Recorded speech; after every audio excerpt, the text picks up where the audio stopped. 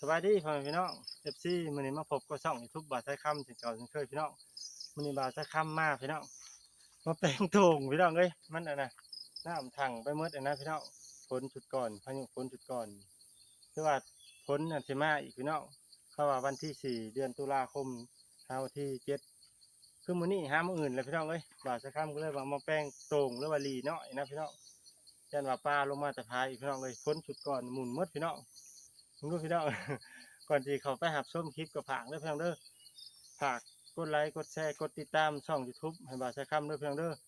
ช่องบ่าวใช้คำ Channel สื่อช่องเด้อเพียงเด้อฝากกดติดตามเด้อเพียงเด้อถ้าพี่น้องมาเบิ่งนำกันแป้งก่อนพี่น้องเอ้ยหมุนมัดผมเป็นตาโอ้ที่ไม่ได้กินได้อยากน้ำหมูอยู่พี่น้องนี่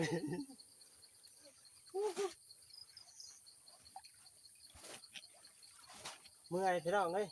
เข่าก็บ่งามเข่าหน้าหวานมีตั้งแต่หงาพี่น้องเอ้ยก็สิได้จักเจาะ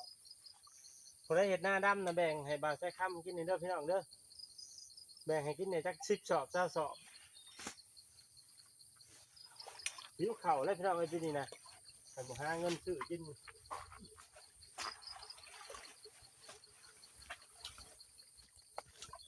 โอ้ยต้องได้จัดใหม่หมดพี่น้องเอ้ยร้านน่ะเป็นผู้ส่วนดินนี่มาถมหน้ามันนะพี่น้องถมหน้ามันแล้วก็อันเฮาอันนี้นะเฮาอันถมหน้ามันบ่มันเลาะพื้นแล้วก็เฮาก็ป้านสองข้างนะพี่น้องแต่เฮาจังอันมาหมัดก้นมันขึ้นกับบ่เฮิงบ่ได้ดอกอันการซ่อมแซมน่ะให้สิไว้แน่เพราะมันเป็นห่างแล้วนะพี่น้องโอ้ยเป็นยังนี่ปีกนะบ่แม่นเนาะก็บ่ได้ย่านไปเลยเด้พี่น้องอันปีกน่ะแต่ว่ามันตื่นนะเราจะค้ำก็บ่ได้ย่านไปเลยพี่น้องเอ้ยอ้าวโอ้แย่งกันได้เนาะเป็นนาทีมันเลยอุ้ยจะกินหมูอยู่วะพี่น้องบ่คือโต่งอันบ่คือโต่งบ่าน้อยบ้านหน้าพี่น้องเอ้ยเราเห็ดขักหรือบ่าน้อยบ้านหน้านะผมมีไปจากโตเราเห็ดบ่าน้อยบ้านหน้านะเราเอาอันข้างหน้าเราสิเอาพักเป็นไม้เป็นอันพักกระตากใช้รถบ่าน้อยบ้านหน้านะเห็ดคลิปเราลงนะแล้วเราสิเอาแยงเอาอันนั้นนะโต่งเอาเชือกเส้นใหญ่มาทักข้างหลังนะพี่น้องถ้ากดมันน่ะมันสีบกรอดก็ใช้ได้มันแยงมันพลอยมันน้ำถังมันไปเลยเห็ดพอมันนั่นใส่กินปลาน้อยนะพี่น้องหันเห็ดเป็ดลีไงยังมันเห็ดเนี้ยผู้เดียวมันเห็ดบ่ได้อันนี้ก็ยังว่ามาเห็ดกับลานมันก็แตกใหม่หมดพี่น้องเอ้ยมันได้ง่ายลงไปหมดเลยรักกับตัวกันดิ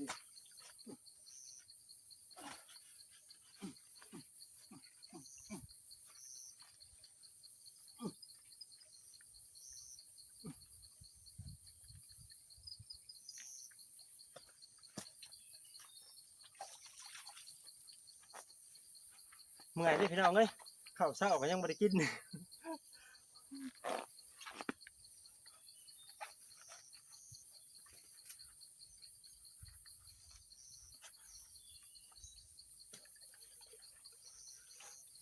มัดก่อนฝากเด้อพี่น้องเด้อถ้าว่าได้ที่เข้ามาอยู่ในชีวิตบ่าวใช้คำนี่เบิ่งว่าพี่น้องหน้าร้ายได้พี่น้องเลยคันบ่เก่งนี่เนี่ยบ่แล้วบ่ได้รอดได้หน้าร้ายเมื่อยเห็ดร้ายก็บ่ได้เมื่อยพี่น้องเลยมีแต่หวานเน่าพี่หน้านี่บ่าวจักสิได้เห็ดหรือบ่เมื่อยมันมีคนเห็ดต้องดูแน่ได้พี่น้องเลยผู้ใดสิมาเป็นอันเนื้อคู่เป็นหวานใจบ่าวใช้คำนี่คันขี้ข้านนอนตื่นสวยแล้วบ่ไหวต้องต่อยกันสร้างกันช้านะพี่น้อง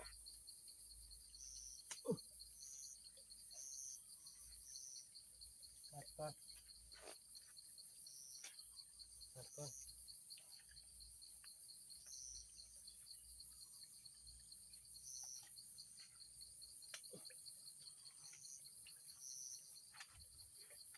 ไปต้นมดเนาะ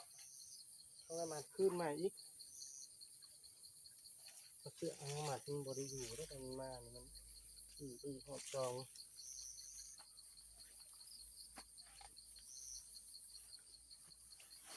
เพราะว่าบ่ได้กินปลาแล้วพี่นี่มันถังบ่พี่น้องไว้มันแห้งสิไปนะบ่เนาะสิไปอันขอกินปลาน้ำบ่าวน้อยบ้านหน้าบ่เนาะลามานเดี๋ยวได้บ่าวน้อยบ้านหน้านะให้เด้อบ่าวน้อยบ้านหน้าเด้อขอกินในเด้อปลาเจ้าน่ะมันจะผึกร้ายน่ะแต่ฝนตกหมดท้องนี่เปล่าใช้คำขอกินในเด้อบ่าวน้อยบ้านหน้าเด้อข้าเจ้าเลื่อนเห็นคลิปข่อยก็ดิขอกินน้ำแน่ป้านะป้าเจ้าลายมันถือโกงเจ้านะกัน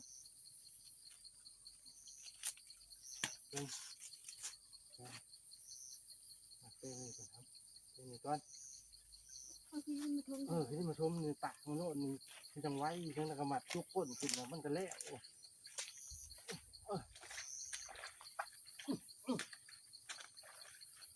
ตัวมาปุ้ง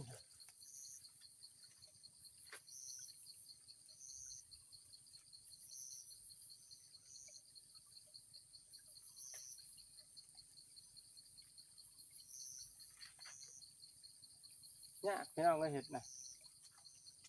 พี่น้องใช้เบิ่งใกล้ๆเดี๋ยวพี่น้องเด้อนี่นะพี่น้องเบิ่งเอาพี่น้องเอ้ยภาพใกล้พี่น้องมันอยากกันบ่อยากเห็นแจ้งพี่น้องเอ้ยแป้งพี่น้องแป้งลีแป้งอันนั้น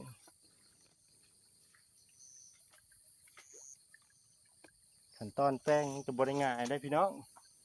มันลดยากแท้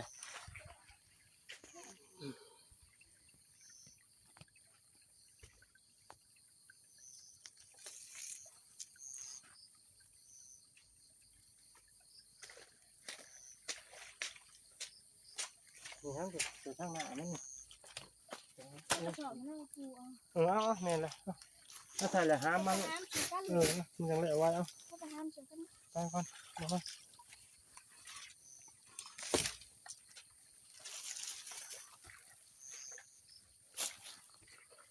เนี่ยพี่น้องเอ้ย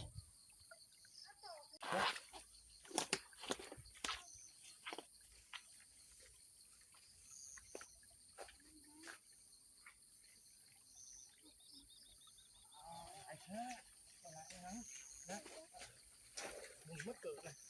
เกิดเลยคุณเถิดอย่าไปล็อกแล้วคุณเถิดหายได้เลยเถิดหายได้เลยพงโอ้ยพี่น้องเอ้ยมันไม่ได้ง่ายเด้อเห็นยังก็ดีมันจะอยู่บ่ดินเอาดินแล้วดินนี้ดินก็หยาครับ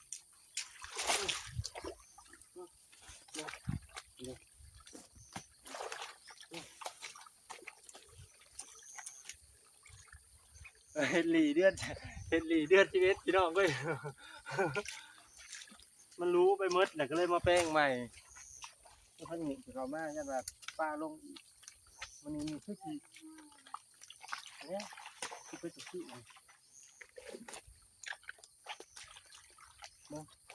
คือไทยลายเด้อมัดอีกก่อน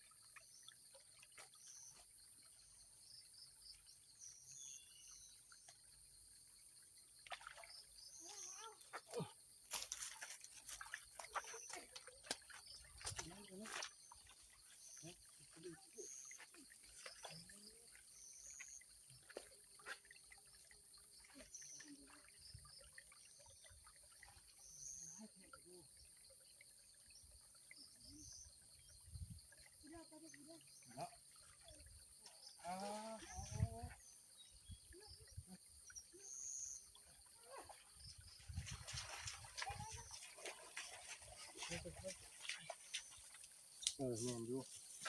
โอ้อย่าเอาลายถึงกันเลย ตัวเองขอดมันใหญ่มันเรื่อยอันนี้ นักนะ นักบ่ อย่าเพี้ยนแรกจะเป็นยังไง งานอะไรเขาลูกอันแล้วเขาก็เหยียบดินจะป่านเนาะอันนี้มันเละเลี้ยงไรเขาดีเลยคนนี้มันต้องออกตาตันใช่โอ้ยเดี๋ยวหันไปไทยเนี่ยไปไทยเนี่ยนี่เพื่อนหูมันว่าอยู่นี่นี่นี่เนาะไทยเนี่ยไทยเก็บเป็นร้านพี่น้องเลยโจมขี้ดินใส่อันกระสอบไปอันป้านหนามันบอลมันรู้นะพี่น้องโทมีแต่ก้อนใหญ่เนาะชอร้ายครับมันนักได้ร้านนี่แหละพี่น้องก็สวยนะคำว่าได้ร้านก็คือสิ่งที่ยากคนนี้ขั้นตอนนี่พี่น้องขั้นตอนดินไปถมเอาดินไปถมมันนาลีนะพี่น้องบอลมันรู้นะ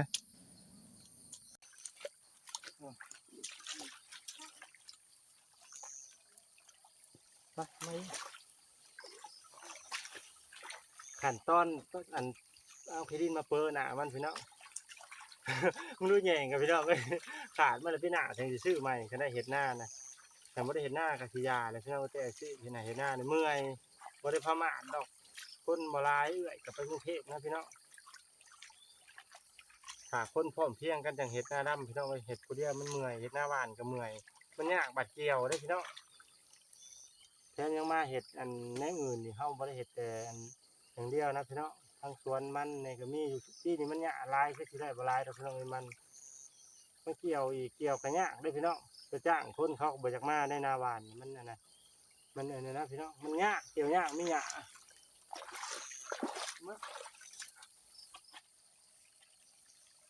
นี่มันได้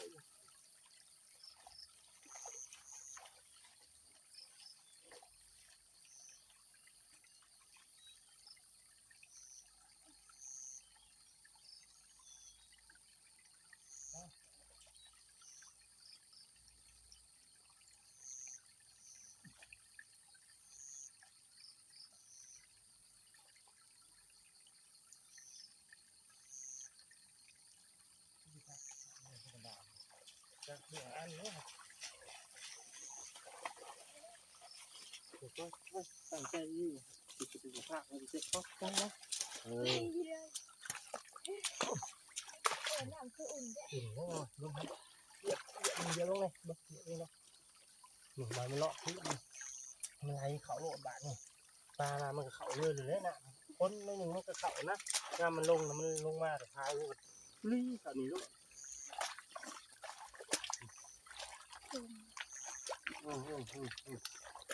มันรอดแล้วนี่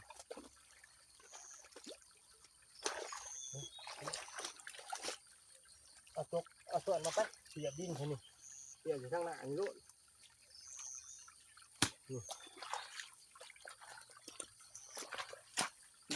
ปั่น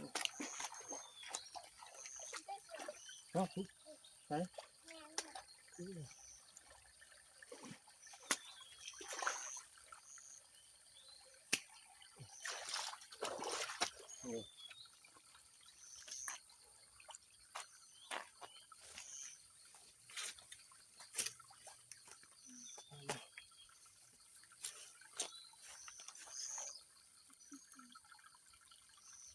ใส่ตัวปิดนะนอนหมัดก้นมันพี่น้องสิได้เอาเลยแหละมอที่สำเร็จเลยพี่น้องมอที่สำเร็จ100%เลย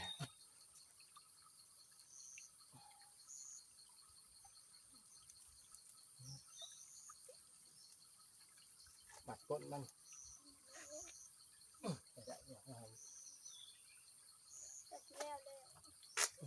นะใช่นี่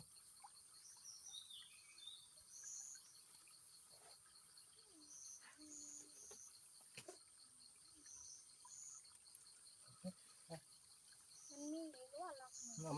มาดูนี่มาอยู่ตรงนี้ไปลองดูนะครับมาอีกมาด้วยก็เห็ดเด่นลายตรงนั้นเองนะ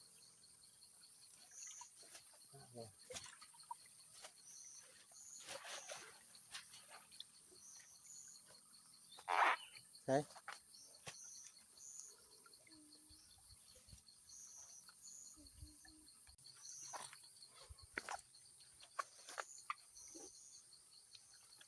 มันเป็นอะไร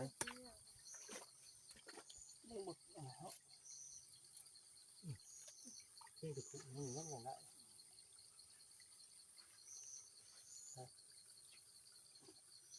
การทำแบบนี้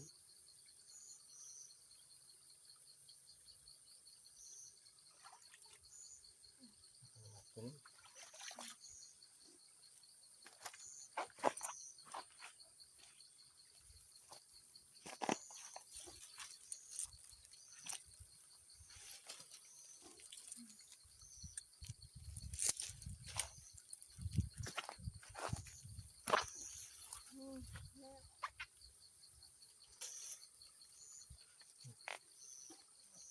สำเร็จ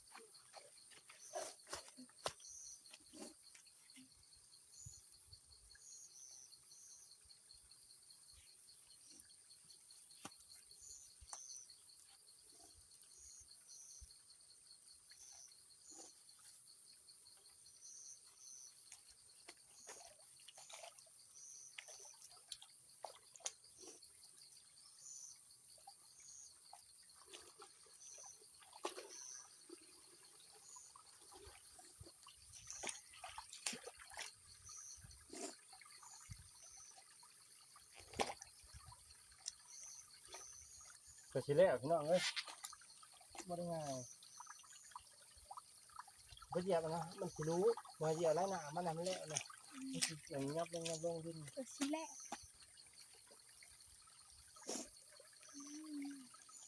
แล้ว ก็นี่คืออย่างที่ว่า แล้ว เป็นกล่องง่ายๆนะครับไปต้นมันขี่ไปอยู่แล้ว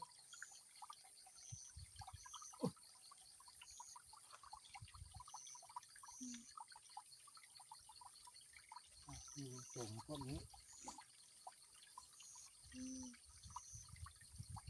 ออกก็ได้เลยนะมาห่อนี่เลยหลอกเนื้ออีกจะหลอกก็ได้นี่บางที่ไปนี่หลอกเนี่ย ป้ามันงูบุกอย่าง เหลอกเลยนะมาหลอกก็ได้นะหันมาหลอกมาได้สำเร็จเลยพี่น้องเมื่อยโอ้ยก็ได้ง่ายสำเร็จภารกิจแอนฟูเฮดลีพี่น้องมาแป้งลียังอีกบอลหนึ่งเดี๋ยวพาตกได้เดี๋ยวได้ไม่ให้อะไรก่อน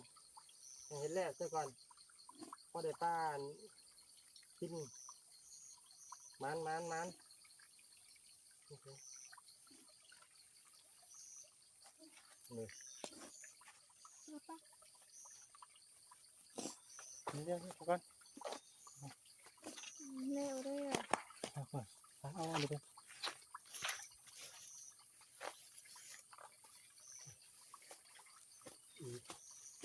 ไปอีกได้บ่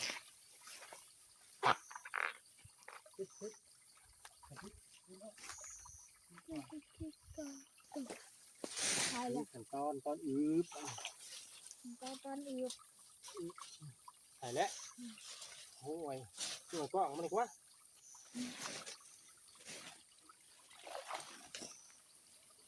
อืบพี่น้องขั้นตอนต้นอืบเดือนป้าเต้นไปพี่น้องเอ้ยเห็ดลีเดือน11คักบ่พี่น้องเห็ดลีเดือน11นะครับส่วนว่าพายุฝนสิมานะพี่น้องวันที่4ข้าวที่7เดือนนี่แหละแต่ตกบ่แห้งมันก็ยังบื้นนะพี่น้องคันบ่ตกก็ยังบื้นปลาน่ะฮอดยามเลยพี่น้องเอ้ยบ่ได้ยากหาแต่ว่าฝนตกดอกมันก็มีอะไรอยู่มันมีแบบว่ามันมีแนวอันให้มันลงนะพี่น้องมันจักได้ปลาฝนแบบหมดมันมาโลด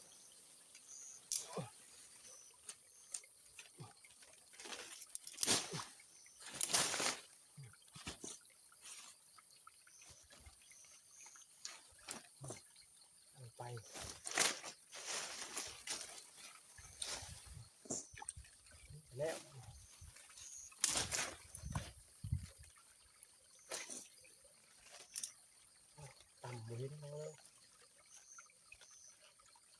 ไป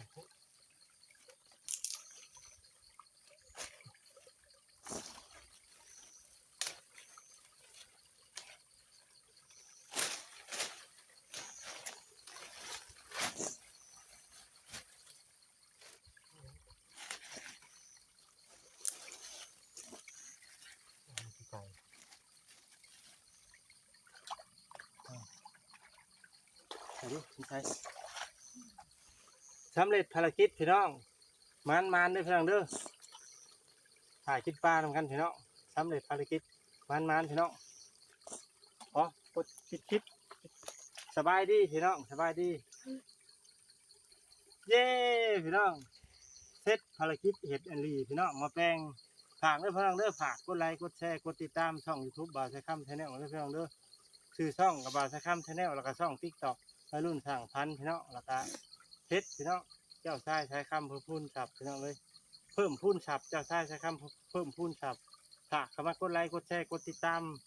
พวกเราเด้อพี่น้องเด้อขอปิดคลิปเด้อพี่น้องสบายดีพี่น้อง